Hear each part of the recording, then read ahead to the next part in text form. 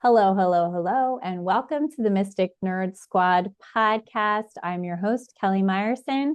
And on the other side of the virtual table from me is my friend and wizard, Daniel Dubois. Welcome, Daniel. Thanks, Kelly. I am so excited to have you here. I was just looking at the calendar and I realized that the last time that I had you on the podcast Mhm. last season was almost exactly 3 months ago. Oh, yeah? Yeah. Yeah, you know what? I was thinking about that too actually yesterday when I was reviewing the episode just to make sure we had everything good. But yeah, you're right. It's been well, financially it's been a quarter, but yeah, there's been it's been an interesting time in between. Yes, definitely. I mean, we last spoke November Right. 2024. So we've had the whole, end of the fall winter season Mm, into the new year. And January, I know I live in the States, so there's been a lot of things on the political front. Um, I am most excited that there's two things that are coming up, and you tell me if these are coming up for you too. One, I felt the least like pressure in January mm, to do the whole New Year, New You thing, and right. more so the freedom to kind of cultivate January as what it needed to be for me. For me, it was more incubation, cocooning, kind of that hibernation mode and getting ready. So that was the one thing. Yeah. And the second thing is I cannot go anywhere. And it's possibly because Mm, I'm connected with some very cool, very spiritual people. right. But also, I think there is a bit of a trend with authenticity. I keep Yes. running into that word everywhere I go, and I'm loving it. What about you? Well, that's absolutely it because me too. January was just my message I kept getting was just let it be. Just relax. Just do what you need to do. Let it be. And yes, and because we're going to be talking about being yourself and its value. So yes, authenticity has been a very big question. And I'm a food coach too, like, right, teaching people to eat. And that's the big thing right now in coaching is also authenticity. People don't need you to be polished. They don't need you to have all these, the buzzwords and all that kind of stuff. They just need you to have an authentic connection with you. Right now is the big thing in coaching for people. So yeah, it's totally been that. And there's a reason for that because well, right, spring used to be the starting of the year until it got changed to January, and then now we have April Fool's Day instead of, spring, instead of the new year, right, Right, in right. whole practices. So March, I think, is when things really kick in. March is the time for like the year to start Mm. in reality. So January and February were the time to just take your time, be yourself, connect who you are because going forward is going to be when things start. Yes, I love that. And it feels so much more in alignment. And Mm. I feel so much more connected with the idea of embracing what makes sense for me. And I'm not going to say, Daniel, you need to do this too, Right. because what makes sense for you on your journey and how the seasons fall for you might be completely different. Right. And that's exactly it. And that's the pretty much going to be the point of our discussion is just how important it is, even if you're not spiritual, how important it is to be you and to do you and be as clear as you are about who you are. Mm, And it's funny, right? Because we've discussed the idea of 2027 in human design is the big thing. yeah. But depending on whose work you accept. So I'm trying to remember how familiar your listeners might be with the idea of a Kali Yuga or a Yuga in general. It's a kind of so as ages of a civilization end, like you would think like the golden age in Greek mythology, and then it goes and then everything kind of that's where everything is its highest and then it kind of, starts to fall and everyone kind of eventually not devolves, but you know, we get to a point where we're as low as we can get, as a species. And so theoretically we're there. Okay. Mm, And I think in Sanskrit it's the Kali Yuga. So the okay. particular yuga is the Kali Yuga. It's where things are the worst they're going to be. And in March, apparently, if you believe the guy's research, that's when the new yuga is going to start. But it's also going to be another Kali Yuga. but it's going to be like, when you drop, well, the next Kali Yuga is going to start the escalation, but it's still going to be all the problems we have now, but we're going to come out of them in that next period. Mm, So, like, I mean, that's if you believe that, but you don't need a calculation. You don't need someone to tell you a yuga is coming to an end. You can see it in the world. You can see how people are behaving. You can see how things are going. So you don't even need the mystical side of it to tell you that. But that's apparently where we are. But like I said, right, because 2025 was the year of being who you are and getting your stuff like that in order. So it makes sense if a yuga is coming to an end. So to go into the next one, you do have to you have to learn the lessons of the yuga you're in to progress to the next one. yeah. Yeah. I think what's coming up too, Mhm. um, for me is kind of really exploring and analyzing how much conditioning impacts who we become Right. and how it shapes the way that we begin to behave, the way we begin to recognize and shift and alter who we are depending on the situation. We can become chameleons and Hmm. really sort of lose ourselves in that. And I'm excited for one, the idea that, like you were saying earlier, like you're not showing up as who people like think you should be. You're showing Right. up as who you are with the wisdom that you have to impart it with someone and bring about good. And if it works for them, great. If not, that's also okay. I feel like that's such a breath of relief. Yes. It- Now is not the time to tell people who to be. yeah. And who Now is wants the to time hear to that let people, anyway? yeah. Well, yeah. Now is the time to let people cultivate who they are with their Mhm. own self-thoughts. And I'll tell you, because this is the thing I teased Kelly with something earlier before we came on. So I'll say it now, if that's fine, and then we Yeah. can get a conversation from there. So I had said on the last episode, but we didn't get as deep into it, you know, about it's good. You have to be yourself. It's time to be yourself, but there's a reason for it to be true to yourself. And that's because since we've last spoke, because this yuga is coming to an end, it would be coming to an end soon anyways, whether it's 2027 with human design or not. It now is the time where, and that builds up to 2025. It's that, and I'm gonna make this a bit of a story. So I never even considered what happened, what I have found out is a possibility. You always think like, when an age comes to an end and if there's going to be a big thing, you think, oh, a hero will rise. That kind of idea, right? But that's not what's going to happen. What's going to happen is everyone is going to find out who they are and be who they are, and that's is what's going to carry everyone through. Mm, And so I say that to say that, and this again, because it excites me, is that so there's new wisdom being, sorry, not new wisdom, there was wisdom and downloads and synchronicities and magic even that were waiting for this moment, and now it's been released. And March is when people are going to probably start noticing what those things are. But to get them, you have to be yourself. And hmm I had first described this as like, when you have, like, for most cars now, you have a fob, has a radio signal, tells the car that you're the one driving it. So you need to be yourself to send that signal. So, and this is also important, and you have to love yourself because loving who you are is going to boost that signal. Now, there's another component to this that my co-host on my podcast told me, kind of described it as. She says, look at it like you're covered in mud. When you're not yourself, you're muddying yourself and you're covering. And I had always looked at this like, okay, you need to broadcast the signal, and these new wisdoms and stuff have to find you. But even if they find you, if you're still mired in the mud, even if your signal is strong enough to bring it over, you can't connect.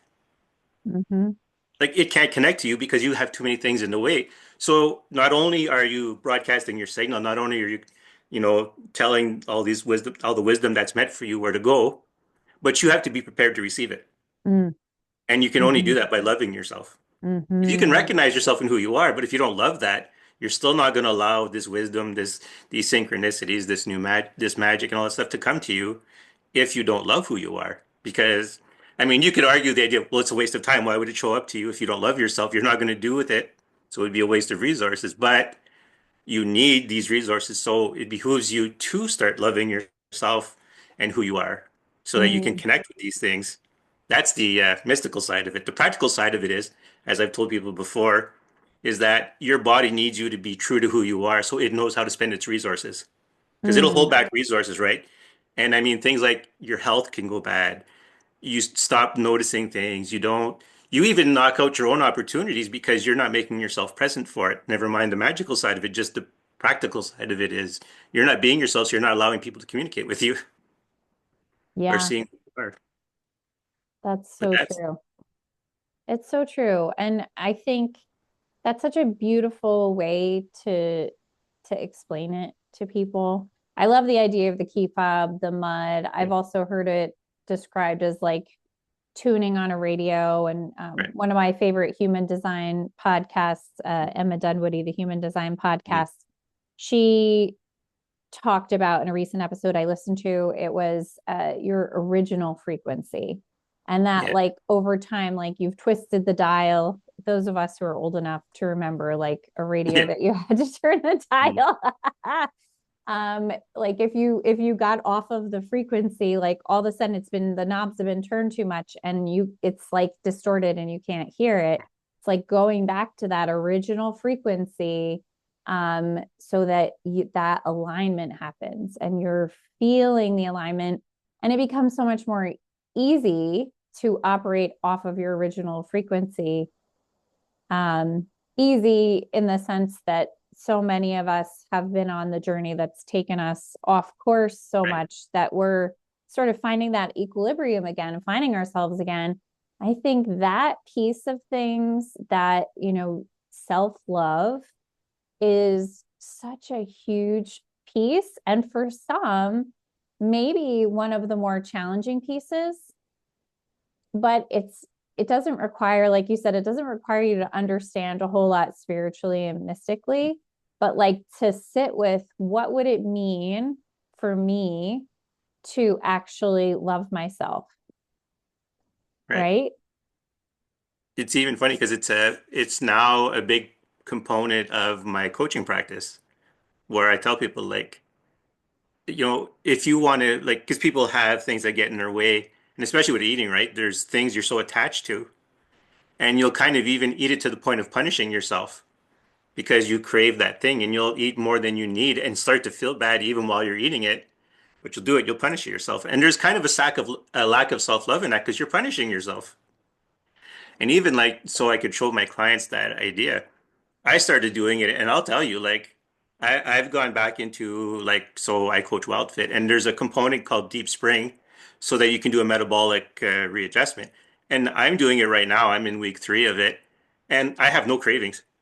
I have Mm, like nothing. It's just every time I look at something, and if it looks like it might give me a craving, I go, okay, what is this doing for me? How is this showing love for myself? And then it just turns mm, off. And even if my attention gets peaked for a second, it's gone. There's no temptation whatsoever. So there's so much to this that even you can look at the non-mystical side of it, that this message, of loving yourself and knowing who you are. And normally you punish yourself because you're straying away from who you are and you're showing a lack of love for yourself in the first place. That's why alcoholics are alcoholics. It's why drug addicts are drug addicts. It's why people who abuse food, like I used to do, like that's where it comes from. It comes from that lack of self-love. So, mm. I just had such a fantastic conversation on the last episode, and we covered this topic, um, of being addicted to busyness and like ah, and hustling for your self-worth. mm, If you follow Brene Brown, but my guest last week, Francine Terrell, and we talked about this like, how do I get out of this like super addiction, which being busy, people mm, can get super addicted to being busy, and really believing that their self-worth is about what they do, not who they are. absolutely. And that's a good one too, right? Because you're not always going to be the things you do. Mm-hmm. And we kind of touched on that too when we talked last time on the Mm-hmm. podcast. But yeah, it's tying yourself to who you are is another way of basically telling yourself, I don't really love myself. I need Yeah. this outside validation from the accolades from doing my work, or even the justification of my existence because I'm doing all this work. But I don't want to use the word wrong because there's like, it's just another aspect of who you are, and you're just trying to find healing. So you're trying to find your healing by doing extra stuff and thinking that'll give you value. I mean, and there are days where you do have to work hard, where you have to Hmm. put in more effort than you normally would. Like that's just the nature of the world. There's some days you can't rest, and there's days where you can, but you rest on those days you can rest. And you do your best to be who you are on, well, you don't really have to do your best to be who you are. You are who you are. It's when only when you get in your own way that you then have to make the effort to go back to it. So true. Yeah, I completely understand that.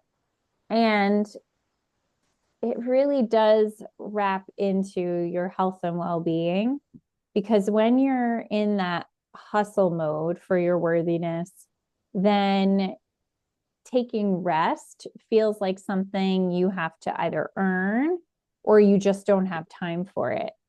Whereas I feel like I plan my day around sleep, Right. rest, nutrition, connection. And obviously, like you said, we do sometimes you do have to work hard, but really honoring and recognizing that human bodies are vessels for a spirit. Yes. And we are gifted as spirits with these human bodies that can do amazing things. They're complex pieces of machinery. Nervous system alone is like mind blowing, right? The way that we Yes, absolutely. regenerate, the way that we learn, the way our subconscious works, super, super cool. And we owe ourselves, our bodies, the honor of carrying our spirit through a lifetime of learning and journey. I mean, I that's kind of how I feel that whatever you believe, where we came from, where we're going to, that we are gifted with this experience of being a Right. human. Right. And it's funny because adding on to what you're saying, especially when you said, we owe it to ourselves. I did a presentation on food and food energy, and I kind of haphazardly came into food magic. But one of the main takeaways from that talk was that you owe it to the food you eat to be the Mm, best you are. mm. Because that's nothing thinks it's food, right? Everything thinks it's like even when you're being eaten, you don't think you're food. You're just like, oh my God, I want to get out of this situation. I love that. Right. So you owe it to the like you've ended the story of that whatever life form because plants are living too and they have their own version of a nervous system and their own thing and they have their they defend themselves and they do all their things too. So you owe it to the things you consume to be the best you. Yes. I never thought about it like that. Um, Not exactly like that, but I have thought about Yeah. it. I mean, if you've ever if you've ever grown your own vegetables and pulled them from the earth that you've cultivated and watered and taken care of. And when I was a child, my dad had a garden, and I can remember pulling the carrots out of the ground, rinsing them off with the hose, and eating them right there. Yes. I mean, you enjoy and feel that transfer of energy from the carrot to you. I believed it was going to, cure my eyesight as a child. So I really ate the carrots and loved the carrots. But we can get so busy that we forget to do that and to really appreciate the food that we're eating, um, and be grateful, not only for the fact that it's there's food on our plate, we're able to afford to eat all of those pieces, but where that food, that life, that energy that's coming from the food that was once a living Yes. had living cells. We'll say that because all of us have living cells. Yes. Because saying that, right? This was part of my talk was that So I kind of had everyone do the, okay, get into a deep meditative state, and I had them put themselves in the proper focus for receiving information and all that, right? And I actually told the story of the death of a friend of mine's dad. He was a shaman, and it was a whole different experience, right? When because I was young at the time, but I thought, you know what? What's it like when a shaman dies? Like, how's that? How does that? What's that flow like? And so I had this sense, like, if you're familiar with the idea of a silver cord, I think we discussed this. I'm trying to remember now. Anyway, so right, he felt like a husk. We discussed this last time. Now I remember I told this story. So the thing was, so he had drained all the energy out of his cells and took them with him. And when you're eating, this is the weird transition, right? When you're eating, well, food, like your plants or animals, they have that in their cells too, and that's what you're part of what you're consuming. When you're eating, what you're doing, whether you realize it or not, is actually a life renewing spell Hmm. every time you eat because you're taking the spiritual energy of another creature. You're not only taking the material and the biochemical responses and all that kind of thing, but you're also doing a transfer of spiritual energy to yourself.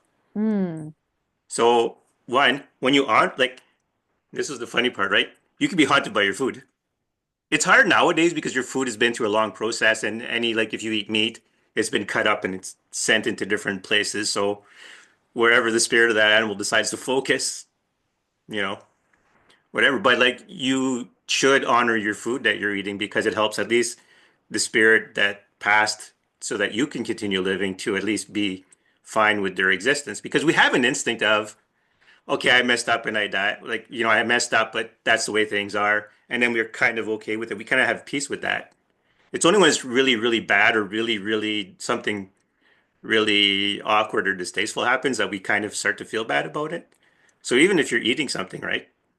Haunted food. I like that idea. But anyway, like you you take those old traditions of honoring, even if you do grace or whatever, but you honor the food you're eating so that at least the spirit that you're taking energy from, well, you're taking the energy that animates the cells. You're not taking their actual spirit, but you're taking that energy that binds the spirit to the world. Hmm. So you're disconnecting it from the world and you're continuing on your journey by consuming its energy. So Yeah. Well, and that also takes me to think about processed food that yes, is like just so, heavily processed and goes through so much that it's like it's really less food and more different chemical compositions and it's not typically quite as nutritious. And I eat processed food, so it is not a judgment that right. it is. It just this is more facts, science. It's less Yes, nutritious because it's such a strong distance from the original, what it started as. Whether it was rice, grains of wheat, mm, a vegetable of some sort, a piece of fruit. Um, yeah, it makes me more excited to eat whole foods because you get to have more of that experience of yes. that piece of food. That's exactly it. You get the energy, and yes, because when a food, the more it's processed, the more actually you do start to kill the cells. So you do remove the spiritual binding energies, that energy that binds the spirit to the body in the first place. So you are, in fact, making it harder to continue living. Not just bad chemical reactions, but you're also not having that same connection on the spiritual sense as well. So it's all over the place, not really a good thing. It's making me less excited to eat potato chips. Yeah, and it's not specifically my intention, but I mean, I'm glad No. that's your takeaway Yeah. because it benefits you in the long run. Yeah. It's making me think like, and I also think there's something to be said for eating for the seasons, Mhm, yes, eating what is currently available. So this time of year is, if we were eating more based on where we live and the location where I live, it's right. winter, snowing, the ground is hard. Like we're not growing vegetables in my Right. backyard right now. Now is a meat time. Now is me time. And you know what? Yeah. I'm laughing because at dinner tonight I was like I had my one hamburger and then I Mhm. just had like just another plain burger just by itself. Like Right. I'm like a protein girl, so Yeah. like that's what I really felt like my system needed. Hmm. Yeah, I had a funny discussion about this today, actually. Like, because so normally, right, throughout this season, when you start with spring, you have your green stuff and it's not very sweet. But as you go through the year, things get sweeter and sweeter until you get into fall, where that's your sweetest foods right there. You're not going to get sweeter than that. But what follows next is usually enforced fasting time because, like, we evolved out of Africa, right? So this would normally mean a time without water.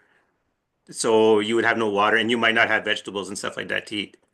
So you get crabbier going on through the year as you have more sugar. And Yeah. even you can watch yourself if you cut sugar out of like refined sugar out for a while, see how your behavior and how your reactions to things change. But it kind of made me think about meat though too, because you're not as you're not in a hurry to hunt in the spring because you have stuff coming out, and even in the summer, like so you can just you can forage and eat even if you're hunting, there's still food around you, so you're not as you don't feel as compelled. But when you get to winter, and a lot of times the only thing you can eat is meat, so probably too much meat consumption might actually have a similar concept. I don't know yet, but I was thinking about it today from a conversation I was having. Yeah. I I think that there's something to it. And I find sometimes in the summer, I feel like I just want like a salad. I just want a bunch of vegetables Yeah. and you know, um I feel like it's also that intuitive side of eating. Hmm. And when you're more attuned to your body, you sort of go with what is it really that I need right now? Um, that's when I'm doing my best with nutrition, not when I'm my busiest and like, all right, what's going to give me the biggest bang for my buck right now so I can move on and do the next part of my day. Yeah. Well, and it's, when you say that, because today I did an unintentional 24-hour fast. Mm, I was just kind of like coming around to make supper for myself, and I was like, when was the last time I ate? Oh crap, that was like 25 hours or 26 hours ago. yeah. Because I wasn't hungry, but like, because where I am right now, I'm flushing out all the toxins and stuff like that and rebuilding the nutrition. So when you have your nutrition, you don't have to eat. It's like your car, right? You don't fill up your gas tank, go for a 5-minute drive, and then go back to the gas station and fill it up again. No, you drive until it's time to fill up again. Yeah. Eating is the same way. As long as you have all your nutrition you need at the moment, you're fine. You can go days without eating. As long as you have water usually and sleep and all that kind of stuff. But food is not something that you need to do every day. Hmm. Now this is fascinating. This is where it gets really interesting because now you're you're like Yeah. breaking up all of the false nutrition Mm. information, the trends that come Sure. through there's intermittent fasting, there's keto diets, there's all different kinds of I'm personally fascinated by how your DNA makeup, your ancestry Yes. impacts your food choices. Like for example, I'm allergic to gluten Okay. and my background in history, a lot of my DNA when I had it tested is from either England, Ireland, or Norwegian countries. And like England and Ireland is like such a huge prevalence of gluten intolerance and celiac disease for whatever Yes. reason. But do I love potatoes? Mm. Absolutely. Yeah. Potatoes seem to Well, go okay. yeah. And that's the thing with eating, right? Like, if you look at, would you find this in nature? Mm-hmm. Probably you wouldn't. You wouldn't find a loaf of bread in nature. So maybe it's not essential to you to eat, right? But when you think about it, right, part of eating, especially plants, like animals will fight you, plants will poison you. This Mm. is all plants you eat. They have your anti-nutrients. It's just that we're evolved to eat certain and ignore their toxins, right? But you still have to rotate your vegetables because after a while, that's where allergies come from. You've built up too much of the toxins from that plant's defenses, even though you have an adaptation to it. Over time, if you never vary it, you're going to start developing allergies because you've taken too many toxins, and until you flush your system, you're going to keep having an allergy to it. And grains, like we're not naturally designed to eat grains, right? So when we grind it up and make flour, we make all of even the toxic parts of it bioavailable to us.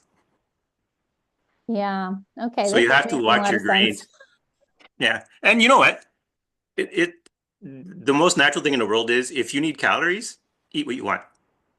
That's my thing. If you need those calories to survive, have bread, have milk, because like we are naturally lactose intolerant as we get older, right? And it causes inflammation and stuff like that. And it makes our body acidic. So the Mm-hmm. calcium we're getting from it is not enough to compensate for the calcium we're drawing from our bones Mm-hmm. to bring back the pH of our body to level. So, but it has a lot of calories. So if you're, again, low on calories, please have milk, have cheese, whatever. Just don't make it your regular routine. And Yeah. you're allowed to eat what you want because if you want something so bad and you're so freaking out over it and it's like starting to stress you out, well, then you're making cortisol and you're not going to digest food properly anyways. And all the good things you want from your digestion is not going to happen. So listen, take the hit, get your calories, do what you need to do. But don't make a habit of it. Yeah. I feel like it really does come down to everything in moderation. I know for me, I growing up, I even when I was little, I had like crippling headaches and Right. migraines and acid reflux when I was like, I can remember being 10 and having to eat Tums. Now, I recognized in my 20s that I said, I think it's dairy and I think it's gluten and I think I don't want to eat them anymore. And, when I had testing for celiacs, they didn't have celiacs. But when I had allergy testing later on and they did like all the skin prick testing, I'm Right. allergic to gluten and a bunch of other stuff. But I'm just so fascinated by what you said about animals will fight you and Mm-hmm. plants will poison you. That makes so much sense to me with like the challenges that I've had with food because the things that I have realized over time, and I've gone through different iterations of, I won't say like diet, but more Right. so lifestyle Yeah. choices and a particular set of food rules, based on more now the food chemistry. I'm on a low FODMAP diet. Right. So, and I realized looking at that, probably that's what I needed all along because I've never been able to tolerate dairy. I do I used to go down the bread aisle and I had to like hold my nose. I can't stand the Oh, yeah. smell. Yeah. Well, I'm like that when I shop and I'm not hungry. If I'm not hungry and I go to Really? the grocery store, it's just like, okay, here's my list. Here's what I got to buy. Okay, I get it. You don't Or I want go it. hungry. Or I go in there hungry. Wow. And I still have my list because I still only have a certain amount of money to spend on it. So it tends to work out for me that I don't start buying stuff on impulse. But yeah, like it's hard for me to go in the grocery store when I'm not hungry. Hmm. That is so fascinating. I've always tried not to go either hungry or thirsty, like at a very like satiated level, Yes. not overstuffed because then you don't even want to look at food. Well, But yeah. I made the mistake of going food shopping when I was really thirsty, and all of a sudden, your cart is full of water and seltzers Yeah. and juice. Yeah. Your Well, body's that's true. trying to Yeah. replenish. Well, and that's the thing, right? Because we have our ancestors' instincts. We still have those. They haven't gone away. Modern Hmm. human beings have been around for a long, long time, like for tens of thousands of years. So it's not like, we're like we still had those requirements for survival were there, and we still have them. So if we go into a grocery store hungry, especially if we're lacking a certain nutrient, we're going to look for that nutrient. But we can only buy the things we know where that nutrient is, right? So that's one of the Hmm. things about teaching yourself to eat is the knowing where to find those nutrients. So, and I'll say this story, like when I was young, salt. So I got to a point where if I was low on salt, I would eat chips or something in that vein, right? That was heavily salted. And I started noticing that I'm like, I keep craving chips whenever I'm hungry. And then I'm going to try something else, right? And then I would have like vegetables and I put a little bunch of salt on them. And that would kind of hit the craving. Or I would take things that have brine, like a pickle or something like that, that was in brine. And I'm like, so I've gotten away from eating chips and those kinds of things to satisfy that salt to then having brine. And now sometimes I just eat salt directly. Like I'll just take a few grains but I use Himalayan salt, right? So they come in the little chunks there. So I'll have a couple of those to satisfy it. But I went from that, but that's because my body only knew to find nutrients in certain places. Mm, So some of your bad eating habits come from you just don't know where to find the food. So your body goes, well, this is where we know it's from. We know when you eat this, we get this. So go eat that. But if the food's not really good for you overall, but it has some of those nutrients, because you still pull nutrients out of it. It's just you also pull the anti-nutrients or the not so nutritious stuff out of it. yes. Yes, you But do. learn what foods have what nutrition and so the program I quote, well, it's called Wilder Body now. They just did a change to the name of the program, but the company is still WildFit. But so they're gonna make a plug. They're gonna be very proud of me actually for saying this. So there's a component to it after we do. There's a sort of like a 90-day. It's in transition, but it's about 90 days. There's a it's breaking down, but right now the current version is still 90 days. And part of it is you do like a metabolic readjustment. We show you what it's actually like to eat, you know, food that's actually good for you as a body. But then after you can sign up for something called Living Well Fit, where you get a database of foods and their nutrients and stuff like that. So you don't have to spend your whole day going through every book and trying to figure out everything because that's a big one, right? Like, and your ancestors didn't have this book. Everything was just readily available in the environment for them to eat. But in modern times, we don't have that. So someone has to put the work in to figure out what has what and can you absorb it? Is it Mm, bioavailable to you? mm, So there's this whole thing of, right? So that's why I teach it because I was like, oh my God, this is actually a great idea. And I already believed in the idea of like, because in my own journey of eating, right, it's like well, what can I eat? I looked at the Canadian Food Guide, but I found out that year that what happens is after all the nutritionists and doctors go through it, then the lobby groups come in, and I'm like, and that actually had a role in my decision about getting vaccinated for COVID because it's like well, I know how this works. The doctors are going to say something, and then the lobby groups are going to come in, and then the recommendations are not necessarily going to be medically sound, though, like they can't be criminally unsound, but there's going to be issues. So it's kind of like, yeah, but a remarkably healthy body will be able to fight off a lot of things because in the end, whether you get vaccinated or don't get vaccinated, it's your immune system response that matters. Whether your body goes in knowing the enemy or having to learn the enemy, you still need that like your body still has to have the strength to do it. So vaccinating someone who doesn't have the ability to build up to fight in the first place doesn't matter, really. yeah. Uh, it's making me think too that this is another area that is so important to follow bodily autonomy Yes. and the individuality and the individual choices that we can make for the nutrition that works for us, Right. for the exercise, diet plan, medical care that works for us, and understanding that just because it's, prescribed by a particular group doesn't mean that that is medically sound for For you. you. Yes. And because the nerd part of this podcast, here's a big secret for people in case trying to make decisions. Statistics are about groups, not individuals. What is Mm-hmm. it? The last I heard, it was like 40 people or something like that. That was actually a higher number than I thought. But 40 people died from getting COVID vaccines. But out of the millions of people who didn't die, that's a very small number. But guess what? Those 40 people still died. They thought they were fine. Like, oh, the odds are in my favor. Well, no, the odds are in the group's favor. The odds are not used in individuals' favor. Right. Right. And I mean, obviously to some degree, it has to be that way. It's a Yes, system, it's supposed to function, but we get to be intelligent consumers right.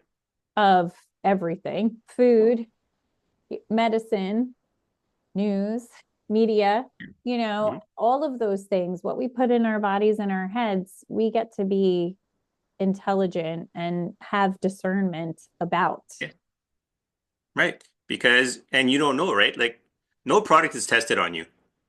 So you don't know how it reacts with you. And that's the unofficial testing of any medication. There's an unofficial fourth uh, stage of testing. And that's when you release the product into the world. And, because people will say, oh, they're using us as guinea pigs. Well, they kind of have no choice. Like, in all honesty, like, you can only test for so much in the lab, but once you go out and you put it out there, that's how you're going to know how it interacts with. this hair product or this food product or this candy or this, Mm-hmm. aftershave or whatever. You don't know the effects of those on your body. So no one knows until it's actually put out into the public. Like, they're fairly certain it'll be okay when they put it out there. They're not like going, "Mwah, ha, ha." Right. Well, some Right. companies have, and I've actually had that experience where I won the lottery of having actually a permanent side effect from a drug that was, but it's not that bad because I can manage it just by eating properly. So, but yeah, like those things are out there, but you still as an individual still have to find out what it does for you. Just because it's safe for everyone else doesn't mean like, the first person to die eating an orange, everyone else was fine with eating the orange, so why did it kill that person? Right. Or why did a peanut kill that person? Or why did this kill that person, right? Just because the rest can do it doesn't mean you individually can do it.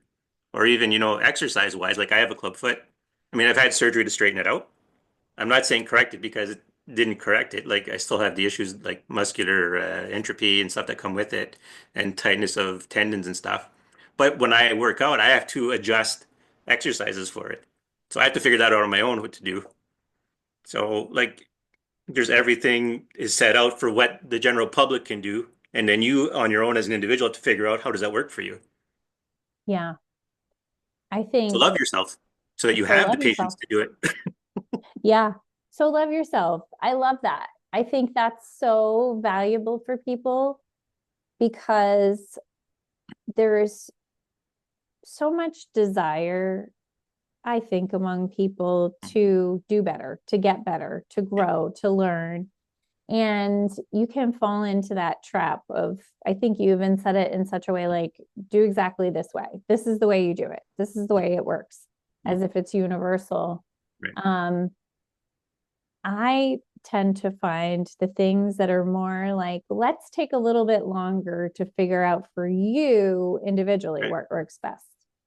Like for example, I hired someone to help me with fitness this Mm-hmm. year because one, I don't prioritize it enough for Here, myself. another applaud like last time. Yeah, I don't that's know if the just, rest can hear it, but yeah.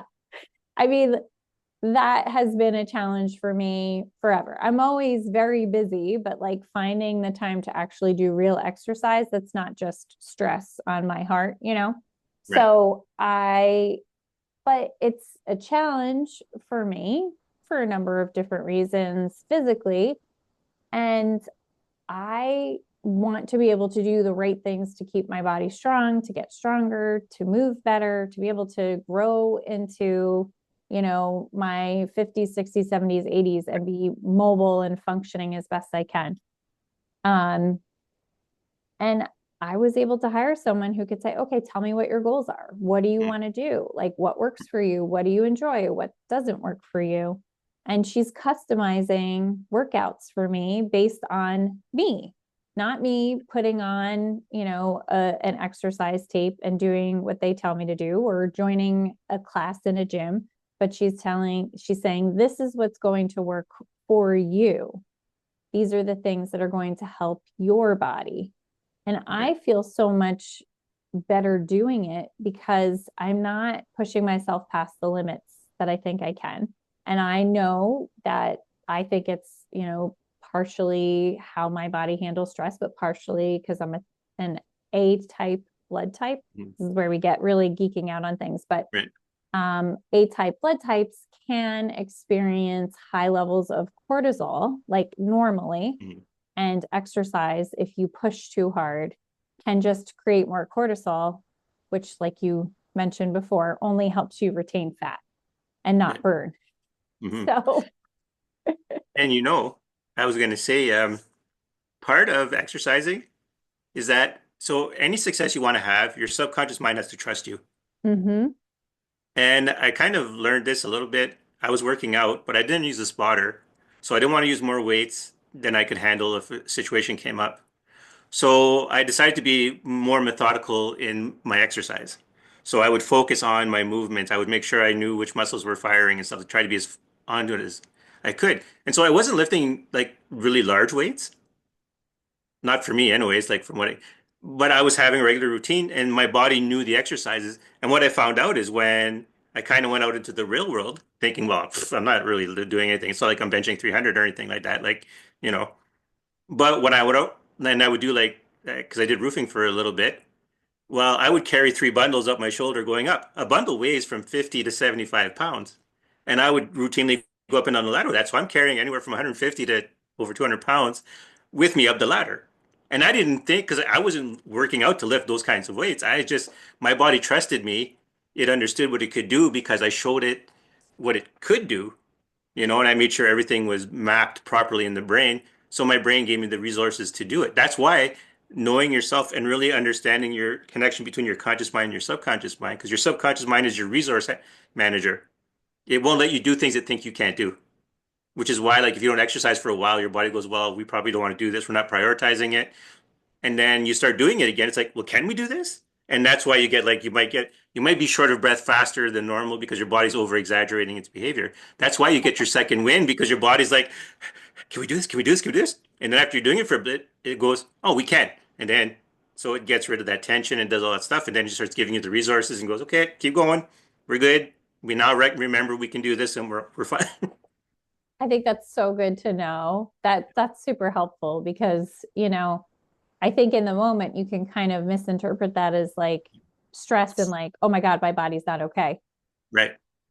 And it's just your body going, is your body, because your body can only communicate with you emotionally. It doesn't like, it doesn't say, Aristotle said it best when he said this, but Socrates counters and says this. That's not your conversation with your body or your subconscious. It's emotion. So you have to do, when you want to do something, you go in with conviction and your body goes, oh, I guess we can do this because conscious mind is completely convinced we can do this. So we must be able to do it, you know? And if it's so different from what you're used to doing, right? Then your subconscious goes, are you sure you want to do this? And it'll hamper you every step of the way until it sees you can do it. So you don't have to kill yourself in the gym. You just have to be very thorough and you have to be very aware of what you're doing so that you can let your subconscious map what it needs to do and how to divvy up the resources. That's really the big secret, I think, of most things is let your subconscious mind adapt to it. So if you have to start slow, start slow. Because once you start slow, once you get to where you need to go, you're going to take off. And you'll pass the people who were trying too hard in the beginning. So you don't have to Yeah. worry about that. You don't have to worry about seeming like you're no good because you went too slow. Because you're doing the right thing. You're letting your subconscious mind learn what it needs to learn and you're letting it adjust to what needs to be done. And then you'll find your improvement and you'll find your ability to do things a lot better. Yeah, I totally agree. I that definitely tracks. And I my back was hurting me a couple weeks ago, and I was like, old me would have been like, well, we're definitely not doing exercise. But I was like, you know what? Mm. What if I just showed up on my mat in my house and I said, I'm going to be here to do exercise. And even if I do it ridiculously simplified Mhm. and barely anything at all, I still showed up to exercise. Right. And it's more about making that promise to myself to do it and to get there. So I got on the mat and I did what I could do to the best of my ability and I cut it short because I was like, you know what? I want to push it. I'm going to go put ice on my back and I'm going to call it done. And that was great. And I'm glad you said that because this is the most important part, right? Because if you overstrain yourself, your body's going to do is going to be mad at is going to be like, why are we doing this? Every time we do this, we get hurt. So your workout shouldn't be killing you. It shouldn't be making you regret that you worked out. You shouldn't be harming yourself, you know, because you want your subconscious mind to go, yeah, this is the good thing for us, not that every time we do this, we're in pain. Like it's one Exactly. thing to be for your muscles to be sore because you worked. That's one thing. But to actually be in pain, like you might have made a minor tear and didn't realize it, or you might have put too much of a strain on something, that's where, your subconscious goes, okay, we're not doing this. This is not helping us. And then, right, eventually you'll drop your workout because you're doing too much effort in the beginning. You're working too hard. You're putting too much of a stress. You're not letting yourself adapt to the situation. But if you let yourself adapt, then your body's going to want to work out. That's a big thing in my life, actually, I've been searching for a long time. It's like why is it certain things are so hard to do? Like, like I said, today I went 24 hours because I didn't even think about it. But if I had said to myself, I want to fast for 24 hours, every hour or every 5 minutes, I'd be looking at my watch. I'd be like going, oh, can I eat yet? Oh my God, there's 10 hours left, But because I didn't pay attention, it was so easy. The resources were being given to me. I was doing what I need to do. And it makes a difference when you're forcing yourself and because you don't feel you can do it, your subconscious goes, maybe you're right. Maybe you can't do it. Usually you can, but because you keep telling your subconscious that you can't, your subconscious just eventually goes, okay, you know what? Screw it. I'm going to fight you on this. You're going to go get some to eat because I'm tired of this feeling like we don't know what we're doing. So we're just going to do the thing that we need to do because it's never wrong for us to eat. It's just nutrition. We'll put some fat on. It's fine. We'll use it later. You know, Yeah. your Oh, subconscious doesn't care about modern sensibilities. So no, not at all. Survival at all yeah. costs. Right. I love this. I love that we've brought this conversation of being true to ourselves, becoming who we truly are, and taking it to such a practical place of, nutrition, exercise, managing a human body and taking care of it. Because I think what gets to be exciting about that is the spiritual journey that you get Right. to be on, because the vessel that your spirit is Right. existing within can handle it, can Yeah. can go with you, can allow you Right. to take Yeah. that journey. So you might as well build your body to the best vessel for your essence. I used as a term at one point. That was my original coaching pitch was that to help you build your best vessel for your essence. Mm, I So love that. I yeah. think that's fantastic. So that's what, yeah. So because I wasn't expecting to talk about nutrition this whole episode. I was figured we'd go deep into, loving yourself and stuff. But this is actually about loving yourself. So yeah, because this is how it is with my podcast too. I'm like, we start talking about something and it's, boy, we really drifted. And then it's like, no, hold on, actually. This is totally in line with what we wanted to talk about. It's just another way of looking at it. And it's probably what someone needed to hear. I think it's very practical strategies for when you hear somebody say this concept of loving yourself. We hear about well-being, we hear about Mhm. self-care. The way that we nourish ourselves, the way that we move our bodies every day, the way we talk to ourselves in our Right. heads, the promises we make to ourselves that we keep. Many of us will not break a promise to somebody else, but we may break promises to ourselves over and over. So Yeah. I think these are the small daily movements and moments that are about being in alignment with loving yourself. It's putting that love into action. It's like, if you ever had somebody in your life, let's make it very like, an ex from your, 20s who Right. was very immature. And Mm. they would tell you that they loved you till they were blue in the face, and they would buy you nice things and tell you, but they actually treated you like garbage, Yeah. and like they would ignore you, they wouldn't respond to you.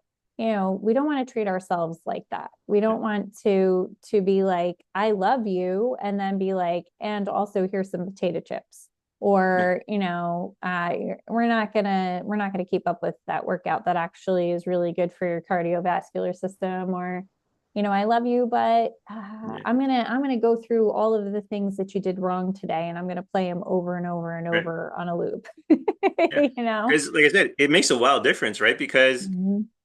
when you come in from the perspective of loving yourself, then all your resources are released because your subconscious goes, well, we must be doing this because it really matters because we're doing this out of love for ourselves.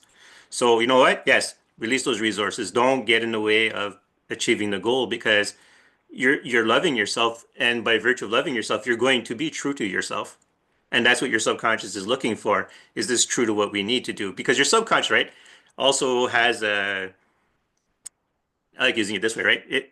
It also has the not the ambition, the what your ancestors wanted you to do, like how you evolved. I like Mhm. saying your ancestors because it sounds funner, more better, but more better. Yes, I'm a Frenchman. But so yeah, so your subconscious is looking at, well, what did we do? How do we build this body? What does this body do? And but not just that, right? Because we're still in the world is always changing and you always have to learn to adapt. So your subconscious is always ready to take new instructions from your conscious mind. But your conscious mind has to be serious and it has to have conviction and it has to be able to communicate with that conviction and that emotion to the subconscious that this is what we're doing. If you're just doing it to please someone else, it's going to be hard. and you're going to wear yourself down and you're going to have all the cortisol and you're going to have all the stresses and you're going to hurt yourself in the long run. So, and probably just to throw this in, if you can't love yourself, how do you love someone else? Because That, eventually you're just going to yeah, tell them what they want to hear and not actually what you want to tell them and make them feel really loved. I think that's huge. And it makes me also, if we want to take it to another level of, and it probably is going to hit that woo limit for some Mhm. people, and that's fine. But the idea of unity consciousness, that we're all from a collective Mhm. consciousness. So loving ourselves is loving everyone else. Yes. Well, and it is, right? It's the honoring the food you eat. It's the honoring your own, what your ancestors did, and it's honoring the people around you because, like I said, right? If you're getting wisdom and stuff like that for what's coming, then if you do your part, that's your also your contribution to the community, to Mm-hmm. the greater. So your love of yourself is also reflects into your love of other people. That's what it becomes in the greater world. So, and loving yourself, right? I'm trying to remember if we did discuss it last time, but I know I've discussed this with people before. You don't need a blueprint on what you need to do. You don't need to know, oh, the yugas are coming, therefore I need to look through all these ancient texts to figure out what I need to do. No, you don't. It's already built into the universe to give you the wisdom when this time comes. That's why you have to be loving yourself so that you can embrace that and bring that wisdom into yourself. And like I said, magic. I'm a wizard, so magic is part of the thing of it. Just remember, magic is not what everyone thinks it is. You're not sitting here throwing lightning bolts and stuff like that, but you are having an effect on how things flow, how the energy moves through the world. You're protecting people from other people's bad energy intentions and stuff like that. Or, and I'm going to put out there because magic is just a tool. It's neither good nor bad. So you're also conversely, if you have ill intent, you can use it as well. So, but it's easy to do magic when you love yourself because that's when you're the most open to everything you need to use and when you have your most energy flowing the best. And usually when you love yourself, it's hard to not love other people. It's so true. It's so true. It becomes like an easy flex, to flex into the consciousness of love. So if you're struggling with Mm, compassion with other people, you might need to just practice more self-compassion. I know when I've really struggled with my own perfectionism, you mm, start to project that onto other people and you're like, oh, I saw their mistake. Oh, I saw their mistake. Oh, it's not really about them, it's about me. right. I need to be more kind to myself first. Mm, Um, I think for a lot of people, probably I'm a Gen Xer, same as you, right. right? We're Yep. Gen Xers. So like probably our generation really grew up with that, like, you put everybody else before yourself. Like Mm. that was just a very Gen X thing. Being not heard and yeah, Yeah, learning things for all of that. yourself. And Yes. All of that. And so we're all figuring that out now, which is good. We're figuring out that was just a conditioning that was placed on us, and it's okay for us to be seen, to be heard, and especially to put ourselves first yeah, because we put our own oxygen masks on, and suddenly we're capable of taking care of other people and and flourishing ourselves. And we can go on and on with the mm, metaphors. My favorite one is filling from the cup that's overflowing. And if yes. your cup is always overflowing and people come and tap in and take a little Yeah. from you, you never feel the loss. You Yeah, only and feel that like you're able to give. yeah, and that taps into the next thing I was going to say because when you're fighting yourself, you're wasting a lot of energy. And so it's hard to then help other people. So when other people are doing something wrong, you're thinking, oh, this is another problem I'm gonna have to solve, and you get angry. But when you're in tune and you're letting your own energy flow, you have extra. And then you're actually even inspired to help other people because you're like, I got extra, you know what? And I know I'm not going to be suffering for this, so I'm going to help you out. And then you're going to build your energy, and then you're going to go help someone else. So that's what I mean. Like, even right now, everyone is kind of being asked to go into themselves, not in a selfish way, but to learn about themselves, because that's going to be where you're going to be able to help others when the time comes. Because, and even the people who aren't in the whole woo and the mystical side, because it's going to work the same for them too. Just because you don't know about the mystical part and the spiritual part of you doesn't mean that taking care of yourself is not going to let you be there. Because, like I said last time, you have a spiritual immune system, which still puts you into the game. So, Mm, absolutely. It's amazing and I'm so excited about it. I'm excited that the idea of really becoming who we truly are, because one of the best ways to love yourself is to allow yourself to yes. exist as you are, Mhm. be the mystic nerd you are, if you will, be the wizard that you are, if you will. And I'm excited. What I get most excited about is the idea of discovering who people are in their most unique nature and meeting them Yes.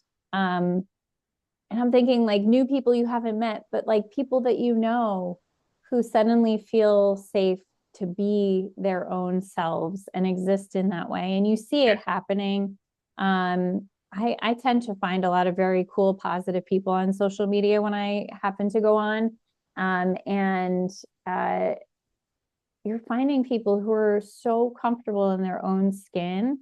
It makes you feel like, man, I want to be that person too, Yeah. that I want to be able to go out there and just be who I am and just like have other people get excited because I'm expressing myself in a very unique way.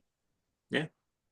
And it's interesting, and I'll share this. Like, so I have a couple of nephews. I have more than a couple of nephews, but these two in particular, like they're in the, it's your early 20s and, everything's harder than it needs to be because you're making it harder than you need to be. But one thing they don't really recognize about themselves, but they'll do it, is they're fantastic singers. But they don't put like awesome, like and deep, like that deep baritone there where and like I'll sing with them and I'm like pfft. Like I'm not the worst person in the world, but I almost feel ashamed to sing with them because it's like I'm just taking you guys down. But they love singing with me, so we'll do like because we do karaoke stuff sometimes in my family, like for trying to figure out stuff to do because none of us really drink anymore. So other than like one or two drinks and then that's it. So we fill it and we'll start doing it. And like all my nephews, they'll love singing. Actually my niece does too, but she kind of more shy. But these are her two brothers. Two, well, she has three brothers, but there's two of them. But they're amazing. Like I listen to them singing, I'm like, how are you guys not like pursuing this? Like you guys are like awesome.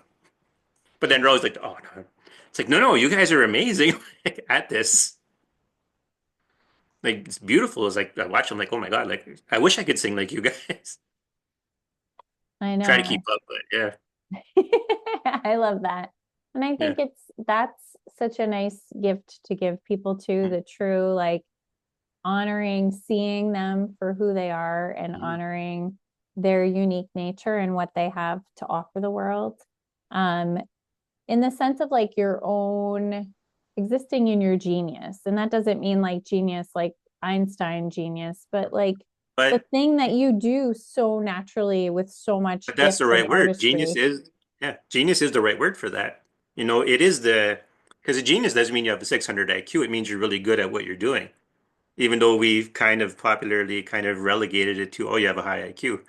But usually all your resources are guaranteed, or not guaranteed, they're directed at being really good at something. Mm-hmm. And so that's your genius. Like you don't have to be able to calculate pi of like your credit card, of the number of your credit card to be a genius. You just need to be really good at what you do. You see it with athletes, elite level athletes are geniuses in their athleticism, even if I don't know how many of them have degrees and stuff, but like you don't have to have a great academic achievement. You can just literally be good at something, really good at something. So yeah, genius, and that comes from, right? I think it's the Greeks where you don't give credit to yourself, but you have like a genius lives in your wall. It's like a spirit that helps you kind of like the muses, that Mm-hmm. idea that Yeah. actually inspires you and gives you all this wisdom to do the thing you do.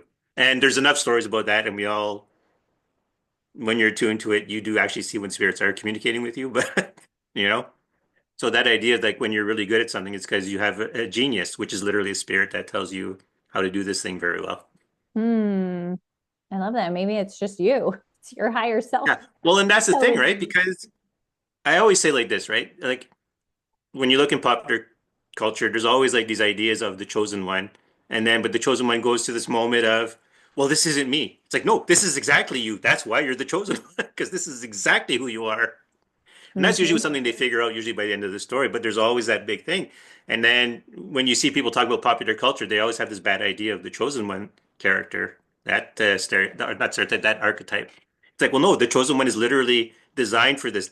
It's their fate because it's literally them.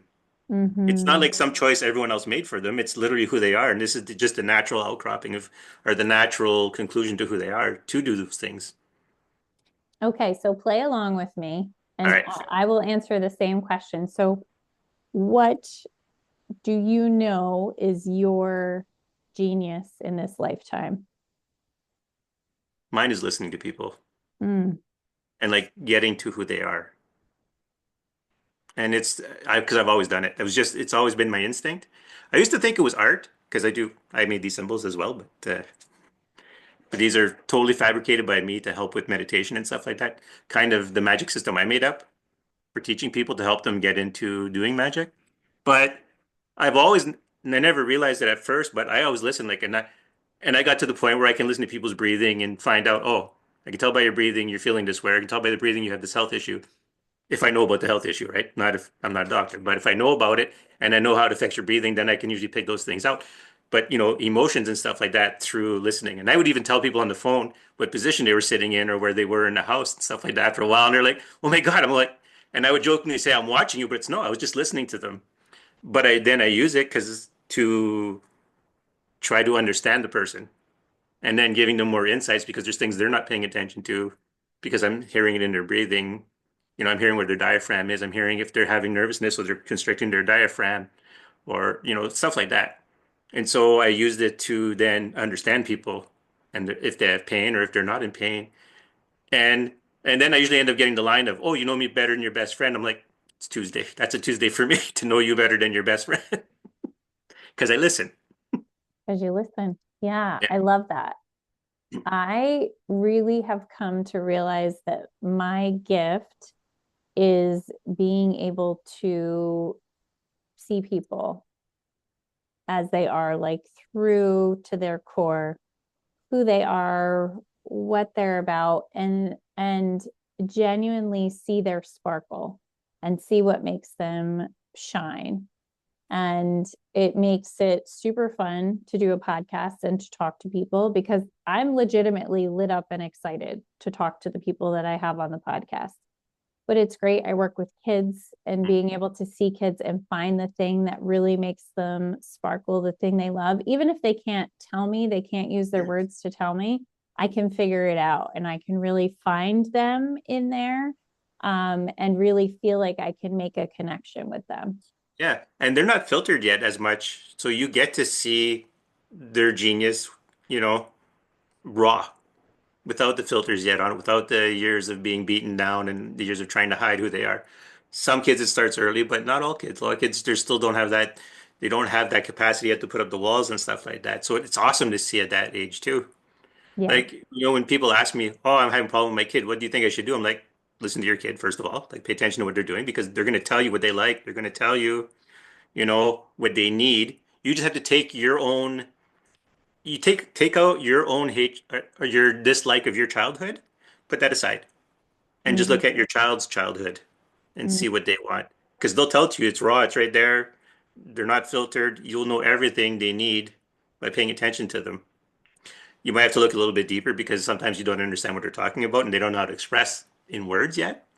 But Right. watch them, see what they do, see what they gravitate to, you know, see what stories they tell you. Because kids will Yeah. make up stories even if it doesn't make sense to you. They'll still make them up, and that's all very revealing to you. Yeah, I can see that. I can see that that is definitely a skill for you because a lot of what you're saying is things that you would hear, a story, a tale, history, you know. I love that. I love that. And I think it's such a fun thing to spend the time to uncover what your gift is in the world. And then you get to choose how you want to use it. You get to express it in the way that works for you, whether Yeah. it's to get on a podcast and talk to people, to coach, to, Yeah. Well, whatever it is. and I'll offer to you because, like, so last time I was on, I told Kelly, but it was my last. That was my last official work with a dragon that I was. working with. Now, there's no real particular spirit involved in this particular episode, but one of your gifts, I would argue, is you open the channels because like there's been a flow. Like even the last episode, right? I was kind of cutting you off and I was just talking and talking and now it's a little bit better because I'm being more conscious of it. But there's still a powerful flow. You still open up the gates. You still make a flow happen. You still have this way of letting the flow come through or facilitating it. So that's another one of your gifts in case you didn't realize you had that. Thank you. Yes, I that is my other the channel. I have if for those of you who are listening who are geeks about human design, I have an open head and ajna. So those are two centers here. If you think about the body The graph crown chart, and the third eye. this is all open. Yeah. Like Yes. no definition, no gates, nothing. I have throat gates, but Mm. none of them are connected into No. my head. So I'm literally open minded. That's Yeah. a Right. literal gift for me. And because of that, I can purely channel. Sometimes it's poetry, sometimes it's ideas, and sometimes it's just energetically, which is the most fun on a podcast because I bring Mm. all the energy. So my guests can come and just feel comfortable in that. Yeah. And that's what I was going to say because it's actually like I said, I was excited to be on the podcast because it's true because the energy that flows in your podcast is really amazing to be part of, especially when you're attuned to energies in the first place. Then you can really see how exciting it is actually to be here. Oh, thank you. I'll take that. Received. Yeah. Received. I It's appreciate all it's that all so very much. sincere and very true. Yes, thank you. I believe you. And on that note, I just want to take a minute to celebrate you. Let us know, what do you have coming up and how can people work with you and connect with you?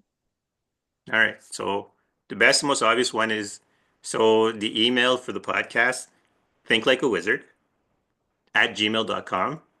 That is now the channel I've made official for everyone. There's a subreddit that goes with it, but people don't really use it. So I've made the email the official one. And that's like, and even my co-host is like, yes, please ask questions, send things. Like I still have my Facebook. I still have a LinkedIn. Or no, I do have a LinkedIn actually. I have LinkedIn now. It's still my name. But the symbol again, like I said, in the that shows up when I come on the call. The rest of you might see it. It, it's funny because people are like, "Oh, that's so occultish. Why would you use that as a logo for your company?" I'm like, I want it to look occultish, but what it really is just my initials mashed up. The secret's revealed. Yeah. Well, actually, on the subreddit and in my podcast, the first my zero episode zero is how to do it, and then when you go to the Mm, subreddit, you actually see the diagram of how I built my logo. that's But it so looks cool. magical, and I'm like, if you're gonna do a wizard, right, you might as well get all the trappings of being a wizard, like even my background again. So, but yeah, that's the best way. And right now, like season three, which is running right now, and season four is going to start in March because it coincides with this big shift that's happening. And it's funny because we were recording the episodes, and me and my co-host were like, "There's just something wrong. Like something's not right. We're doing this, and it's not feeling right anymore." So then we did episode eight of this of season three, and we're like, you know what? This is the last episode of season three. That's it. We're not doing that anymore. It's done. And then now for you people, right? So even if you don't communicate with me, if you don't do anything else, season four, we're going to kind of get practical into magic Mm. and the ins and outs of how to do it. And we're actually, this will be an early thing. So you'll get the first actually is that there's a spell that's going to correspond with every episode. Ooh. We're not going to be doing it on the episode, but we're going to do it right before the episode because it's hard to record. Like, interestingly, my recording space is also now my altar. Oh, wow. Yeah, like I'll put this on. Right, I know you want to we'll wrap up, but like I didn't usually cast spells. That was not usually my thing. This was just like more of a practice for flowing of energy. All these symbols have like a direction of how to do your energy. But now because magic, spells and stuff like that and rituals are the official way of asking for something from the spirit world. That's the actual official way. And now they're asking me to show the example. I'd be one of the people Mm. showing the example. I'm not the only one. This isn't hinge on my existence, but I'm part of it. And it's now I have to start doing spells to show the example of it. So season four is going to be about spells. So for those of you who are being yourself and you're starting to receive these wisdoms and stuff that have been released, there's your kind of your not how to, well, sort of a how to, but kind of here's your guidance. We're going to discuss ramifications and stuff like that, and how consequences and to consider what potential consequences there are because there are consequences. Once you do a spell, there's not just, oh, I did my spell and it's done. It's like, no, you've made a Ripple. ripple. Yeah. And it's going through the universe. So when you do something, consider what you're doing. And asking for supernatural intervention is a big thing. Hmm. Like you're not seeing these supernatural interventions every 2 minutes in the world, right? So when you ask for it, there's always a ripple effect. So, anyways, that's what's coming up with the podcast, and we're going to be doing that. So, season 4 is going to start in March. So, consider it a guide, a resource, if you will. There, that answers your question. I no, that's perfect. I love that. And we'll put the information in the show notes so people can connect right over to your podcast. I thank you so much for being here, for And having thanks for this having me back. conversation. What's that? And thanks for having me back. Oh, absolutely. Anytime. I mean, if we want to make this like a 3 month thing and you're available, go ahead and plug Oh, in that absolutely. date in the future.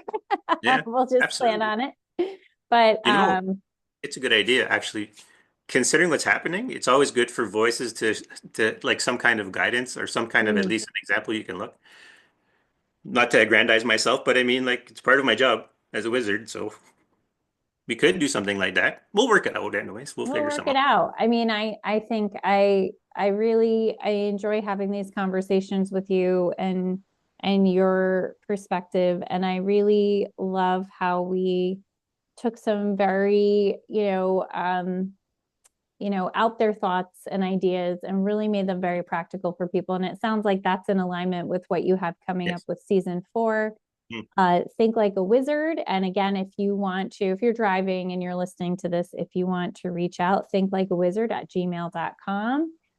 Daniel, thank you so much for being with me. This was fantastic. I'm excited for 2025 for us. Yeah, me too, even though it's supposed to be difficult, but it's like, yeah, no, it's the time for discovery. Things are difficult because you react to it that way. I mean, that's a whole other podcast, perhaps. Yes. How do we move through the world and minimize reactivity? Um, we'll leave you. That's like another podcast episode coming soon in the future, how we live in that way. But thank you so much for being here. Thank you for sharing all of your wealth of knowledge about nutrition. And we'll talk again soon, Yes. Hopefully. I look forward to it. hopefully. All right, everyone. Have a good evening, good morning, or good afternoon. And we'll talk to you soon. Bye for now. Bye.